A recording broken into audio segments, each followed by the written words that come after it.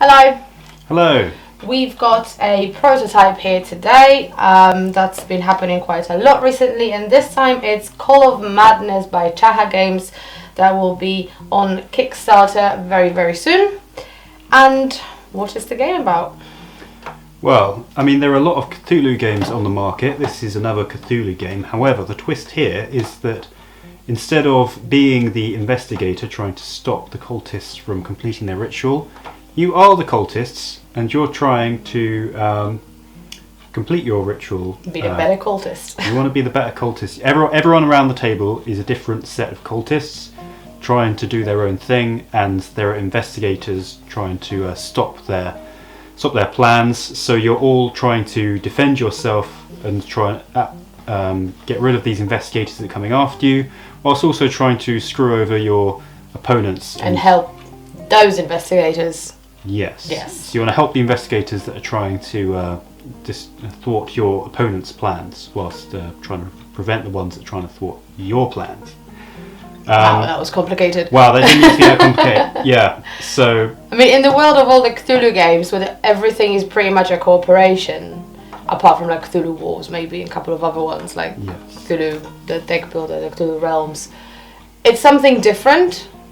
Yeah. That's why it stands out. And also the mechanism in the game is really quite different to anything I've seen in this sort of game. So basically it's a deck builder and a tower defense. Kind of. But without towers. Without towers. Essentially, you have this board in front of you, and the investigators are advancing down the board close to your headquarters at the end of each go. So you're trying to defeat them and move them back before they get to your headquarters at the end. So some of the cards you have in your deck will allow you to move investigators. You can move your own ones back, or you could move your opponent's ones towards their headquarters. But also there are cards that allow you to damage investigators. So they've all got health, and they're on these spinning things, and as they go down in health you spin them, and once they get below 1, they're dead. And you get whatever was on them, because sometimes they've gather madness on them. So this game comes with a bag of beautiful little madness crystals, and when new investigators are added, they're all added to the top row, and they all get crystals added onto them, random crystals. Depending if it's a day or night, you're adding 1 or 2 crystals. Yeah, so at night people are crazier, so they come out with 2 crystals. Are you saying from your own experience? Yes. Yes. And so the crystals are kind of basically the currency in the game. So by defeating people that are mad, you have crystals to spend. No. No? I wouldn't say the crystals are the currency. The cultists are the currency. Also, yeah. There's 2 currencies. Well, how do you win this game? How do you lose this game? Well... So many questions! Well, let's start with how the game ends. So the game ends when someone runs out of cultists, because the investigators have defeated all their cultists, so now they have no one left to protect them, and they are defeated. That causes the end of the game. Now if you're playing 2-player, that's the end, and then whoever you're playing against, so they're the winner. Yeah. And we only have been playing this 2-player so far. Yes. We haven't played more than 2 because, well, it's COVID times. Lockdown times. We're also missing out because in a 3 or 4-player games you're using the goal cards, which are like the extra points and the things you do during the game. So there are 2 types of goal cards. One gives you kind of immediate points as soon as you do something, and one gives you points at the end of the game once if you have achieved that by the end of the game. Now, if you were eliminated because you ran out of cultists, you lose. Doesn't matter how many points you got. However, everyone else will count up their points from these cards that they've managed to do, and whoever has the most is the winner. Yeah. So there's a big difference between a 2-player game and more, because if you're playing with more than 2, you have all these interesting goal cards to think about. I mean, 2-player is sort of like a tug of war sort of style of a game. Yeah. Which is fine. I mean, I like when the game scales that way, so it doesn't give you the dummy player. I'd rather have a mechanism taken away from the game than added the dummy player to play with to pretend there's 3 of us. And the main kind of deck building mechanism that is present in lots of games where you have your hand cards, they all do different things. Yeah. And you play them, they go into your discard pile, you buy, and eventually, when your deck runs out, you shuffle your discard pile back, and that's standard thing. But this one there's a few differences. Yeah. The more you don't play your whole hand every go. You have to be very careful about how many cards you play, because the more cards, very restrictive. The more cards you play, the more bad things happen to you. Yeah. So you get these headquarter tiles that go onto your board, and essentially they allow the investigators to skip over them and get to your headquarters faster. So you don't want to be accruing too many of those. You can get rid of these using crystals, but you get more of those if you spend more cards during your turn. And the cards are all the Elder Gods. Yes, so you have your starting kind of like 4 cards that give you a little bit of everything, and then at the start of the game you'll select 4 of the 5. Well, I think there's going to be more in the full. So we've got 5 here, and they're going to be a little bit more complex in these as well. So yeah, some of you might like Nyarlathotep. I recognise him, and Sathuga and Yig and a few others I'm not as familiar with, but they all do kind of different kind of things. So the Yig ones tend to focus more on moving investigators about, so moving your opponents or moving your ones back. The Sathuga one is generally either kills investigators completely, but does something bad to you as well, or eliminates opponents' cultists directly, killing their cultists. That's quite interesting. And that's some how of them I won last time. Yeah, some of them just do damage to investigate. They're all focused on damage, and others are about crystals. They give you crystals, and so they all have a kind of a different feel and flavour to them. And the other ones that we haven't played with, that they'll be announcing there will be stretch goals probably. We'll probably add even more different kind of flavours to the game. So every game will be different because you'll be playing with a different set of Elder Gods. Right. So for 2 of us, it took about half an hour maybe to play the game. I mean, it's gonna vary probably. It's not depends. Even with like depending on number of players, but depending on the way we play. If we play more aggressively, if we're focusing on eliminating our own investigators, or we're more trying to eliminate. If you're going all out on your opponent, you could probably end the game pretty quickly. But you have to focus on your thing as well. It's not like you can go one way only. You have to. Yeah, you do. You have to manage your own threat. Something we didn't mention is the game actually does come with some minis, as most Kickstarter games do. These are kind of like like busts of your the professors and things you are. Yeah. And the purpose they serve is that when you buy a card from one of the Elder Gods, you put your character on the main power of that god, and then whenever you want, you can activate that power to do it. Yeah. So it gives you kind of a little bit extra, as well as buying the card, you also get access to this power that you can do at some point on this turn, or maybe even save it for a future turn. And it's different whether it's night or daytime as well. The powers are different, which mostly nighttime is better because nighttime more bad. Yeah. Nighttime more bad. Nighttime more bad. More bad things happen to whoever you're doing the bad things against. Yeah. Essentially, and the game just shifts from one turn is day, then one turn is night, and vice versa. Okay, so what do we think of this game? So I'll start with the things that I didn't really like, maybe, and then go to the things I like. Okay. So it's on the one hand, I like the fact that we can play it with 2 without the dummy player, but I wish we could have used these things. I think those cards sound a lot more interesting than just try and you're racing to, I don't know, you're striving to survive and defeat your opponent. That doesn't interest me as much as having my own special kind of goals and things I'm going for. Yeah. So at 3 and 4, this is not a negative because you have those interesting goals. It's a full game. Yeah, but as a 2-player game, it's not as interesting. Just the try not to lose, and whoever's the first to lose loses. That's not as interesting for us, and we mainly play 2-player.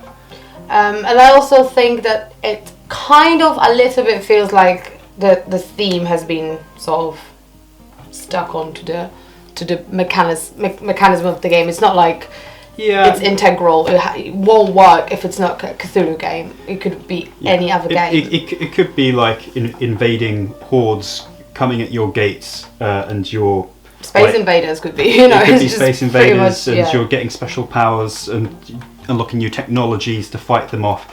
It's not that heavily tied. I mean, these are like sanity, but they could be anything. They could be like anything. energy that you get from destroying robots or something. But they are. It's sanity. It's madness. It's Cthulhu, and I like it because it's Cthulhu. So I'm very like. Yeah, we're very much into Cthulhu. We're very much into Cthulhu. So we will obviously like any Cthulhu game probably that comes to our table because it's a Cthulhu. We. I will. Not necessarily. Well, we'll try don't every Cthulhu game. Yeah. We like the theme. Yeah. But sometimes the games aren't that good. So because this is not a very thematic game, like I wish it was, but on the other hand, it wouldn't work in this case because A, it's not a co-op, and B, it's a short game, and it's completely different take on all the Cthulhu games that we know. I mean, there are plenty of Cthulhu games out there with all the story and the drawing you in, and you're all trying to do stuff together. Yeah. This doesn't need to do that. This is taken from a different angle. And if you know all that, you can read between the lines of what's going on in this game and create your own kind of story for what's happening. I like the fact that for once I'm on the bad side. Yeah, you get to be the bad guy. I get to be the bad guy, and I get to be the Cthulhu bad guy, and that's brilliant. Like, I'm tired of being all the investigators running around with, little guns and things. Yeah. I mean, something we should say about this game is it's quite in your face. There's player interaction, so. This is a mean game. Yeah. If you don't like games with lots of negative player interaction, that won't be then fun. this probably won't be for us either. We're not really into that kind of heavy. I'm starting to be into negative interaction. Like, what was the other game we were playing recently, and I really liked it, even though it was quite in your face. I can't remember what it was. Was it this one? Well, it was one of those, no, there was a game we played that sort of got me thinking. I actually don't mind negative interaction as long as there is something else to it. Yes. Because in here it's not just actively trying to screw you over. I have to make sure I defend my own base as well. If you focus too much on being mean to someone, you'll be neglecting the defense of your own headquarters. So that stops it from becoming too mean. Like, it's just whenever you get a chance, like, right, I'm going to just do this to you because that will hurt you, but won't cost me too much time and resources to do that. So that means this game has pretty good balance with that. But if you don't like that at all, then it's just something to bear in mind that there is negative player interaction in this. But if you do like being able to interact with other players around the table and be heavily invested in what's going on their board as well as your board, then this makes the game feel quite interconnected. You're paying attention to everything that's going on around the table because you're looking for the perfect moment. Oh, like that cultist, that investigator is just about to get his headquarters. He's going to do like 5 damage. I'm going to move him in there, and bam, does the damage. Yeah, before you can make him a bit weaker. So yeah, that is something to note. It will either be a positive or a negative for you depending on how you enjoy your I also think it's quite unforgiving, this game. Like, if you don't pay too much attention to your board, you will get screwed over very quickly and you will die very quickly. But the good thing is, like, if you do die, the game's over. It's not like, okay, well, I'm just going to have to sit through knowing I've lost the game for ages. Yeah, just waiting for everyone else to finish, Because you get some games where you know you're not going to win. You know you're probably going to lose. Oh, but the game probably still has another 45 minutes to go, and you're just like... Yeah. No, in this game, as soon as you're kind of if you lose, losing, you lose. That's it. You're lost, and the game's over. Yeah. I also really like the fact that when you play in the cards and you pass, your opponents only get 1 free turn after, and then they have to pay if they want to keep playing. Yeah. So this is sort of maybe not a catch up, but it stops people from being too powerful if they have lots of good cards. Everyone's played those deck builder games where someone takes forever on their turn. So I'm going to play this, but allows me to draw a card, and allows me to do this, and do this, and do this, and do this. Yeah, there's none of that in this game. I mean, there's a little bit of comboing you can, but it's not going to last like forever. Yeah. And it's cool that on the cards there is different sets of actions you can do, and you all can only choose 1 set. So some of them can be a little bit weaker, but can target more investigators, because you cannot target the same investigator twice. You can't damage him and move him or something. Yeah. You have to target different things. So there are cards that have very powerful attack on one target, or they've got like different little Spread it ones. out, yeah. Some of them you have to pay extra to do something. You pay the madness crystals to buff it up. So even the cards themselves have multiple uses. Yeah. They have different strengths depending on what you want to do with it. So that's also quite interesting. You're not just kind of like, well, this is my hand, this is what I'm going to have to do. Yeah. It's like, no, each card in your hand could be used in either way. Or also, you might not want to play it this turn, because remember, every card you play is going to add to how many of these bad tokens you're going to get on your board. So you might be like, Yeah. I'm not going to play this card this turn because that's not that good for me right now. I'm just going to keep it. Because at the end of a turn, for each 3 cards rounded up in your discard pile, you're adding one of those outposts to your board, and that makes it harder for you to keep the investigators away from the headquarters. Yeah. Yeah. Yeah, and I mean, we didn't really explain the types of crystals, but essentially when they go over the end, they, depending on what crystals are on them, different things happen, and some of them add like fire to your board, which means every turn you're going to be losing cultists, so that kind of adds a timer onto the game as well. Speeds it up. Some make them more powerful, so do more damage when they cross the line, and yeah, there's a lot of little interesting things. The more we're talking about this game, the more interesting things there are going on in it. I'm remembering about this game.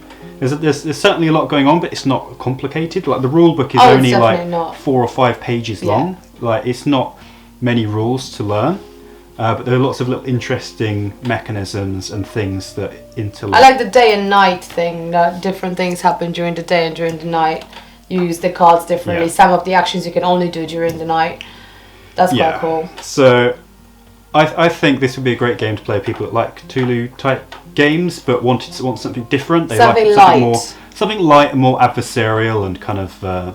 Because I think up until now all the Cthulhu games are like long, and not all of them, but the ones we have. Let's say we have Mansions of Madness and Eldritch and Arkham Horror. Yeah, it's like they're long 3-4 hour games, which is fine when you want to do that, when you have the time to sit down and play a long game. With the shorter ones, well, we had a Cthulhu Realms, but that was really too much in your face, I guess, and was too simple. It was not a Cthulhu game. It was just a card game with a Cthulhu theme on it. Yeah. And then there's Elder Sign. There's light one as well. But again, it's a co-op. Yeah. So this is something in the middle, something that we didn't really have yet, I think. And I think the main kind of replayability in this will be the different elder gods that you have, and depending on like what's going to be on the Kickstarter, so there could be loads of different ones, all do different things, will make each game feel slightly different. So yeah, I think overall it's a pretty positive positive review for this game. It's sort of a tower defense deck builder, Cthulhu themed, in your face. Yes. Yeah, so if that sounds like something that appeals to you, you might want to consider backing this one on Kickstarter. Yeah, so the links to the campaign will be below, and I hope you've enjoyed the video. Bye!